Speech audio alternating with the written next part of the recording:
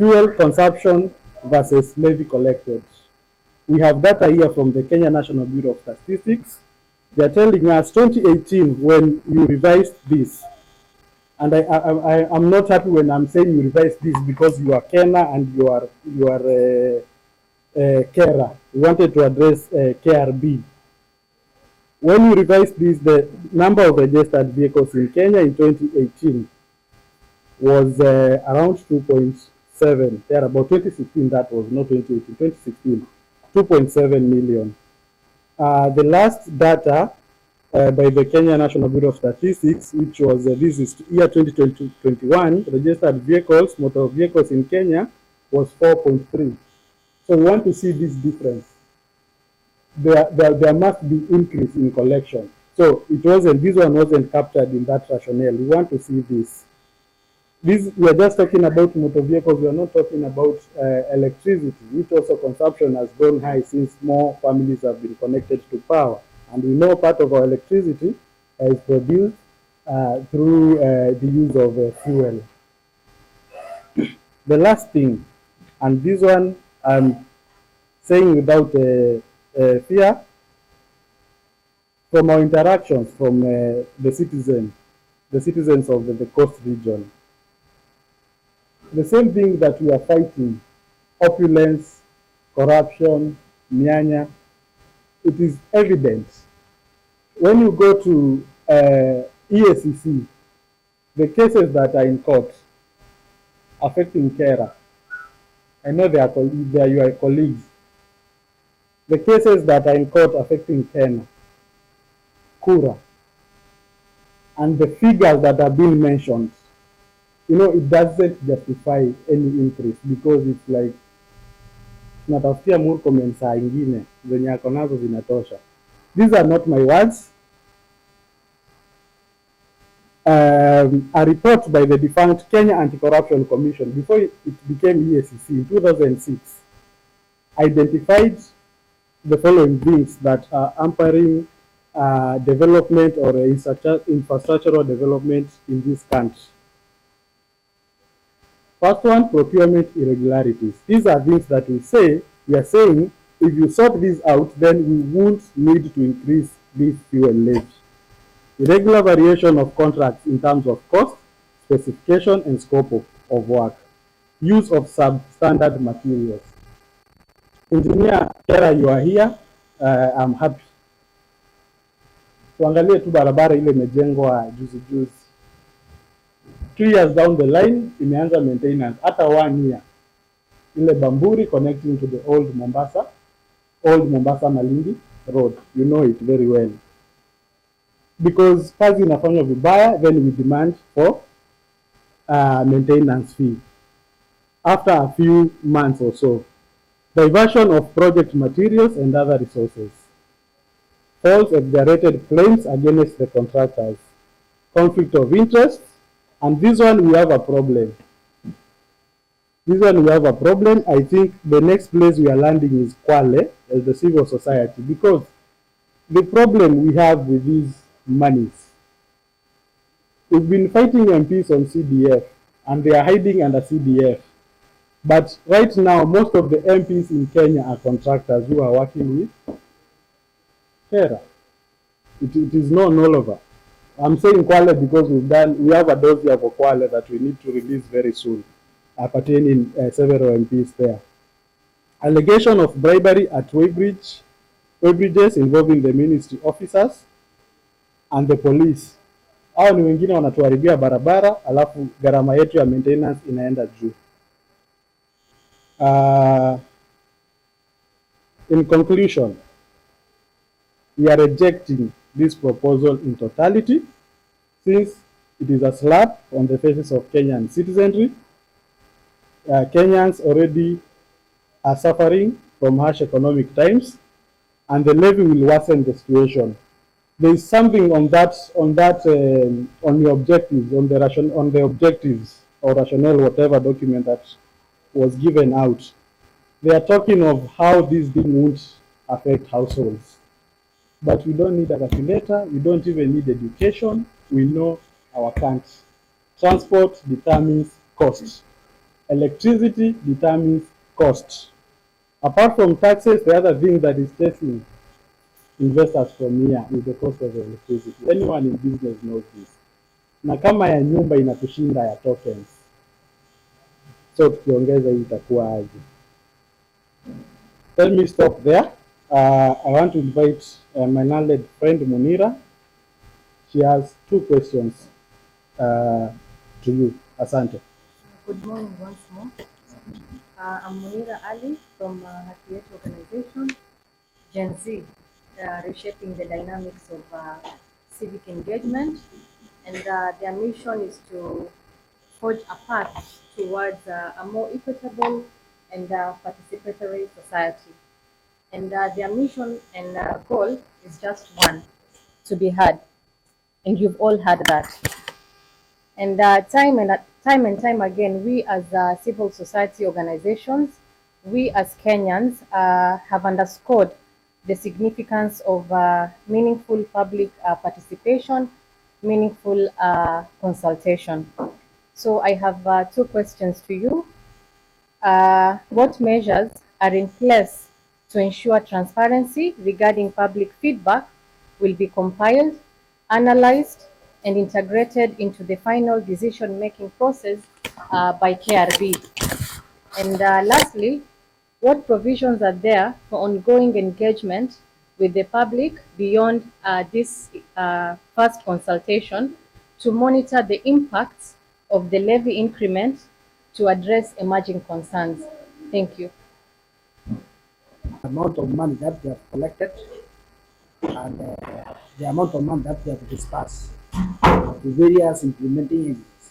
The implementing agencies are Kena, Kera, Kura, and KWS.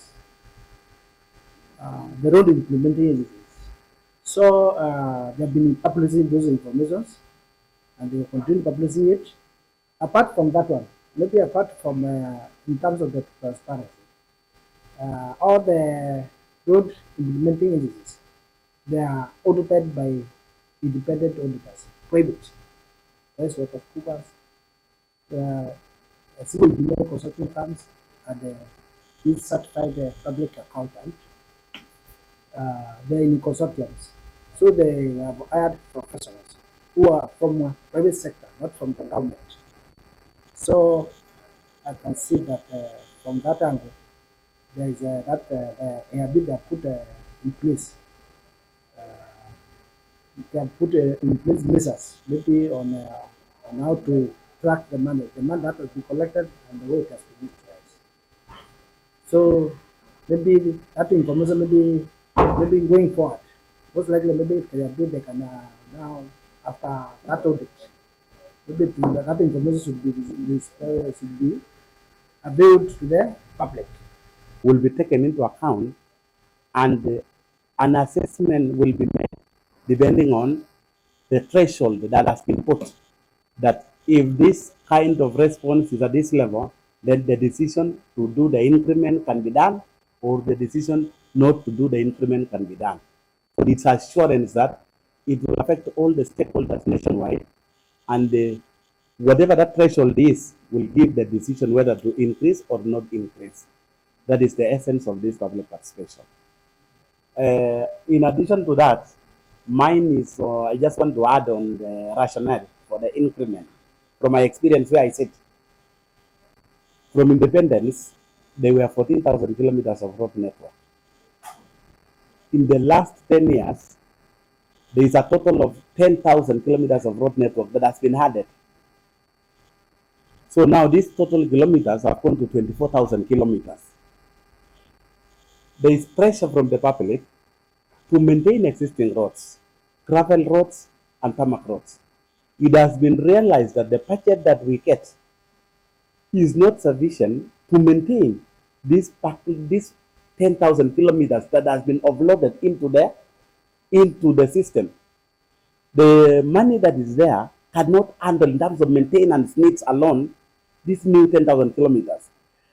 And we have looked forward to forestall a situation whereby all the new roads, they are riddled with potholes all over, with nobody to take care of. And the reason of looking ahead and looking at the possible way of sorting out this problem is through the increment of the fuel levy, so that these assets which have come into the country in terms of 10,000 kilometers cannot be left without any attention. And this is the most critical issue that the public should look at. There is pressure from everybody to expand the road network and maintain the existing ones, and there are no resources. So the only avenue available to PRP and the country is this RMLF. Is the most effective that who uses the facility has to pay, and so that you do not punish people who do not use the facility, you look at the users of this, and the only way which is effective is through the RMLF. That is one of the rationale. If we ignore this increment, there is a huge risk that most of the rate network which has been developed will be potholes all over. And the transport sector, all these people, the transport sector will suffer huge maintenance cost on their vehicles. And it will be like a very poor condition like in the 90s when RMLF was not in place. And like now, when RMLF has been run for more than 20 years, you can easily put on our highways, you might miss potholes. Unlike before when the road network was potholes from Nairobi to Mombasa or Nairobi to Eldoret. So this is looking forward to the future on which are the funding mechanisms that can be employed to forestall a dire situation that can riddle the road network. That is my response on that rationale of the increment. Thank you. Okay, I think the second question has not been answered, on how we are going to. Okay, thank you, Madam. We have noted your sentiment because maybe you might think that we are trying to avoid that basis of procurement. Procurement and maybe in terms of the accountability, maybe when we are implementing this maintenance of this road project, that one it has been looked at, and because it is viewed as that one it requires some policy level from above. We are going to take it up, maybe for our bosses maybe to have it. Because like this procurement, maybe if our bosses say we will go give procurement online, we will go by it. So it depends on maybe from a higher level, but we are going to take it up. This time, it is an area that we are working with.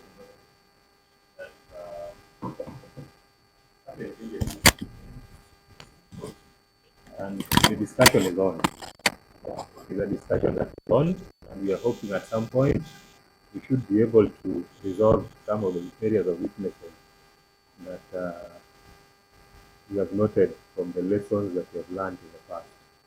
Even internally, as organizations ourselves, there are certain things we try to do to ensure that we get the right person to do the job that is expected.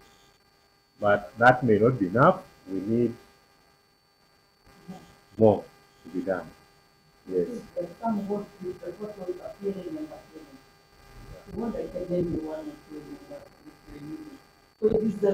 Affect commodities, other commodities.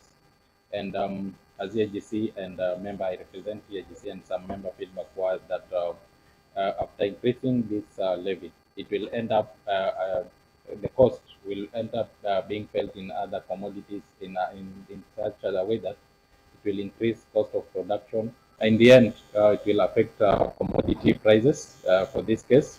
And also, the other concern is that you said that we have expanded the roads, and there are roads that they are paying the toll charges, like the expressway. So, and I understand that from the toll charges that are being paid, is that the toll money is used to maintain those roads. So, in this case, the fuel levy will also be the fuel will also be used in those roads. So, it means that the returns it's some double collection in some way, and also on the maintenance of rural roads, there is a cess fee that is being paid. So Is it that the cess fee is not enough to maintain the roads or expand now that this cess fee is collected and distributed across all the sub-counties to maintain the roads? Or source some gadgets to collect those data. So when you analyze that data, like the road, maybe which road you do fast, which road does require maybe the fast priority in terms of maintenance. So it is that data from that analysis this makes the conclusion, but not maybe the how maybe how politically you are connected, but that one with the systems and the data. It gives even the in terms of benefits. If you do road number A and you abandon the road number C, to give you the the cons and the pros. To give the if you do A, the benefit that you get in that road number A, and B, if you do B, you will get even the benefits. Now you consider the two should be done. So maybe in terms of now the preservation, so for us now to preserve these roads in that good condition, because if you leave them, if you abandon those roads and they are not attended, it will be, they will have a very big, a very big impact to bring them back again. So maybe you can go with that one, you take it home, but it's like a house. You build a house, and maybe after 5 years, you don't maintain it. And if it deteriorates too much, when you come to repair it, it will be a bit expensive. It's just the same like the road.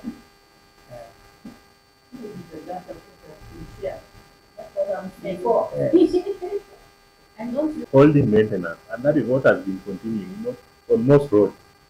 Malindi, for example, Mombasa to Hola, Garsen Hola. You see, it's only this section that is now being reconstructed. And that was overdue a long time ago. So what we've been doing is just holding maintenance, just to keep it going in that good condition to enable people move. If you go past Kilifi, that is another section that should be reconstructed, ideally. So what normally happens, what happened is that we never had what is called proactive maintenance. You construct a new road and carry out interventions that prolong its life. You don't wait until it goes to a very low level in terms of the condition, is when you intervene. So that is the situation we are in. But now, with the resources that are there, we are trying to keep them going for some time as the government looks for money to reconstruct those roads. That is why you see sometimes we might do, and normally, basically, what happens is that for a road, if you don't carry out the proactive maintenance, then the cost of maintenance becomes very high. And with the increased network that we have, the money is not enough to ensure that you bring it to a level that it can last for many years. So with the holding maintenance, you do it. After 1 year, you start seeing potholes emerging again, because the lower layers down there have already weakened completely. So whatever we do is just to limit the amount of water that water ingress into those lower layers, so that they are not weakened so much to an extent that we have potholes on a daily basis. So that is the situation we are coming from. So when you see us do maintenance and potholes emerge, please understand where we have come from. It is also a contributing factor.